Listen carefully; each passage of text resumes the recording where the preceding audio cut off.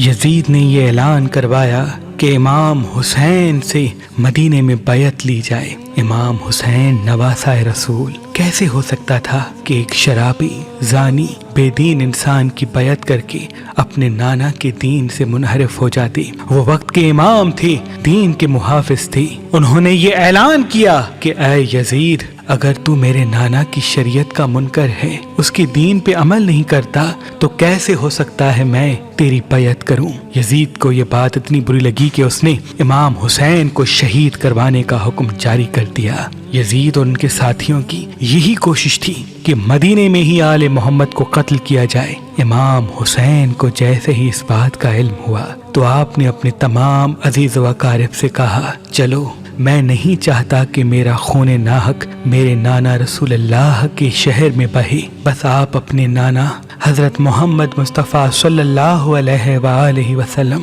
की कब्र मुबारक पे आते हैं और रो के फरियाद बुलंद करते हैं कि ऐ नाना, अब तेरी उम्मत मुझे तेरे शहर में रहने नहीं देती। रोते रोते आपकी आंख लगती है। आप ख्वाब देखते हैं कि हजरत मोहम्मद मुस्तफ़ा सल्लल्लाहु अलैहि वसल्लम फरमाते हैं, ऐ मेरे हुसैन, तू जहाँ जहाँ जाएगा तेरा नाना भी तेरे साथ होगा। ऐ हुसैन, तेरी कुर्बानी के बगैर अल्लाह का दीन बच नहीं सकता।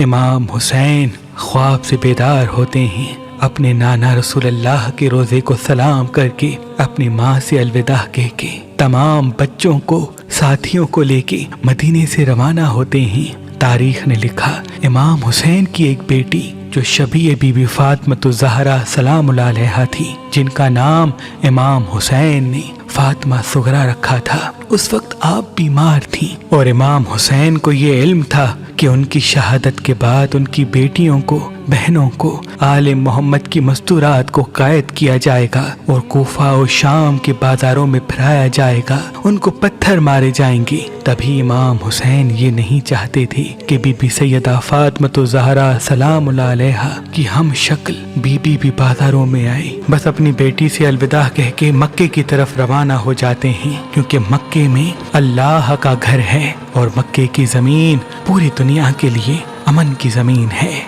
इमाम हुसैन मक्के में कुछ माह गुजारते हैं। यजीद को ये इल्म हुआ कि इमाम हुसैन मदीने से मक्का आ गए हैं, तो वो खुशी से ये कहता है कि ये तो और अच्छा हो गया कि हम इमाम हुसैन को काबतुल्लाह के तवाफ के दौरान ही कत्ल करेंगे। इससे एक तो काबतुल्लाह की इज्जत भी खत्म हो जाएगी, नौजुबिल्लाह, और इमाम हुसैन भी शहीद हो जाएंगे। और इतने में मौला हुसैन के चाहने वाले जो कूफे में मुकीम थे, वो बार बार खत लिखते रहे कि ऐ नवासा रसूल, अब कूफा रहने के काबिल नहीं रहा।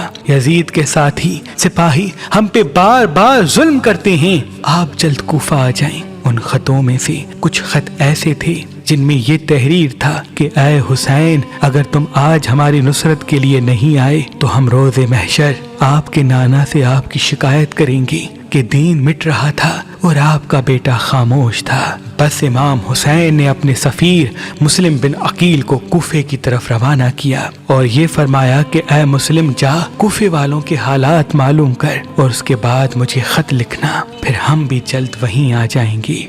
मुस्लिम बिन अकील कूफे पहुंचते हैं और देखते हैं कि हजारों की तादाद में मौला हुसैन के चाहने वाले इमाम हुसैन के मुंतजर हैं। आपने जब लोगों की मोहब्बत देखी तो एक खत इमाम हुसैन की तरफ मक्के रवाना कर दिया और उस खत में ये तहरीर था कि ऐ नवासा रसूल, जल्द आप कूफे आ जाएं ताकि ये सारे लोग जो यजीद के जुल्म की वजह से परेशान हैं आपकी बैत कर सकें। बस जैसे ही खत इमाम हुसैन को मिलता है तो इमाम हुसैन को पहले से ही मालूम था कि मक्के में उनको शहीद करने की तैयारियां चल रही हैं। इमाम हुसैन ने ये चाहा कि उनके खून से अल्लाह की जमीन रंगीन ना हो और वो जो मानने वाले बार बार इमाम हुसैन से मदद तलब कर रहे हैं उनकी भी हाजत पूरी हो।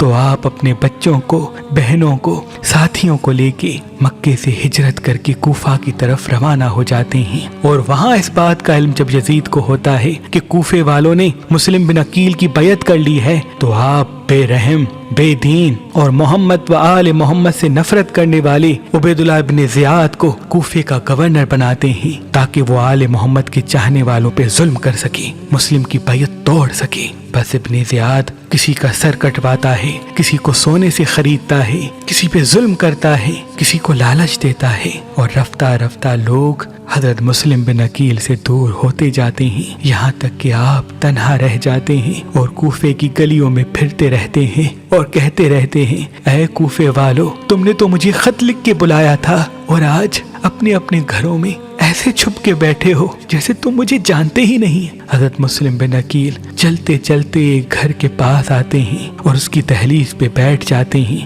اس گھر سے ایک بوڑھی عورت نکلتی ہے، جیسے ہی اس جوان کو دیکھتی ہے تو کہتی ہے، اے جوان چلے جاؤ، کیا تجھے معلوم نہیں کہ گورنر کا حکم ہے کہ کوئی بھی اپنے گھر سے باہر نہ نکلے ورنہ اس کا سر قلم کیا جائے گا؟ مسلم بن عقیل فرماتے ہیں، میرا تو وطن مدینہ ہے، میرا یہاں کوئی گھر نہیں۔ وہ پوچھتی ہے، تم کون ہو؟ حضرت مسلم فرماتے ہیں، میں امام حسین کا سفیر مسلم بن عقیل ہوں۔ وہ بوڑھی عورت فوراً اس کو اپنے گھر لے آتی ہے، کھانا کھلاتی ہے، پانی پلاتی ہے اور کہتی ہے کہ اے جوان، آج کی رات یہاں گزار لے، کل صبح کو کہیں دور چلے جانا۔ اس بات کا علم اس بوڑھی عورت کے بیٹے کو ہوتا ہے کہ ابن زیاد نے مسلم کے سر پہ تو بڑا انعام رکھا ہے، جیسے ہی میں ابن زیاد کو یہ خبر سناؤں گا تو اس کے بدلے مجھے بڑا انعام ملے گا۔ بس ابن زیاد کو مسلم بن عقیل کے بارے میں بتاتا ہے اور ہزاروں سپاہی مسلم بن عقیل کو گرفتار کرنے اس گھر آ پہنچتے ہیں۔ حضرت مسلم شیر کی طرح تمام سپاہیوں سے لڑتے ہیں۔ جب مولا علی کے اس بھتیجے کا کوئی مقابلہ نہیں کر پاتا تو وہ کھڈا کھودتے ہیں اور مکر سے حضرت مسلم بن عقیل کو اس کھڈے میں گرا دیتے ہیں۔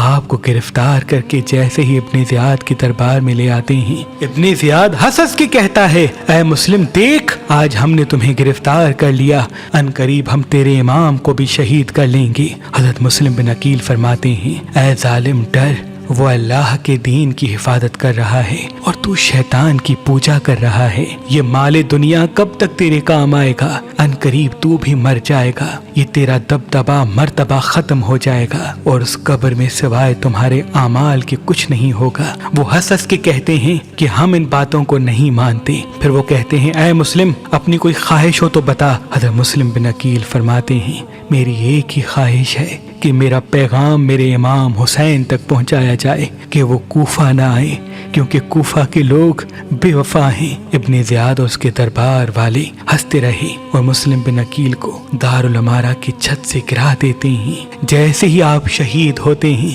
تو آپ اپنے امام حسین کو آخری سلام کرتے ہیں اور فرماتے ہیں، اے میرے مولا حسین، اپنے غلام کا یہ آخری سلام قبول ہو۔ 40 خاص جڑی بوٹیوں سے بنایا ہوا وہ تیل جو ان بچوں کے لیے ایک معجزانہ کرامت رکھتا ہے جو اپنی جوانی کو بچپن سے ضائع کرتے ہوئے آ رہے ہیں۔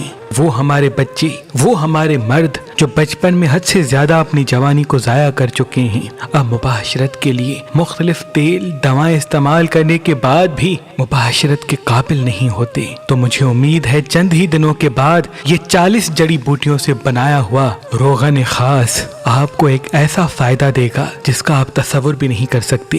دبی ہوئی نسیں جو ہاتھ سے زنا کرنے کی وجہ سے دب جاتی ہیں، کمزور ہو جاتی ہیں، پھر سے مباشرت کے قابل نہیں ہوتی، اللہ کے کرم سے اس جڑی بوٹیوں کی مدد سے وہ پھر سے اپنی جگہ پہ قائم ہو جاتی ہیں اور یوں مرد دیر تک مباشرت کر پاتا ہے، جلد صاحب اولاد ہوتا ہے۔ آج کل اور پرسوں اس روغن خاص کے ساتھ یہ مہربان پھکی فی سبیل اللہ گفٹ دی جا رہی ہے۔ عید مباہلہ کی خوشی میں یہ 3 دنوں کی آفر آپ کے لیے رکھی گئی ہے، تو آج ہی مہبا شفا خانہ کے نمبر پہ کال کریں اور یہ روغن خاص حاصل کریں۔ آپ یہ روغن خاص ہماری ویب سائٹ مہباشفا.com سے بھی حاصل کر سکتے ہیں۔ اللہ آپ کو آباد رکھے۔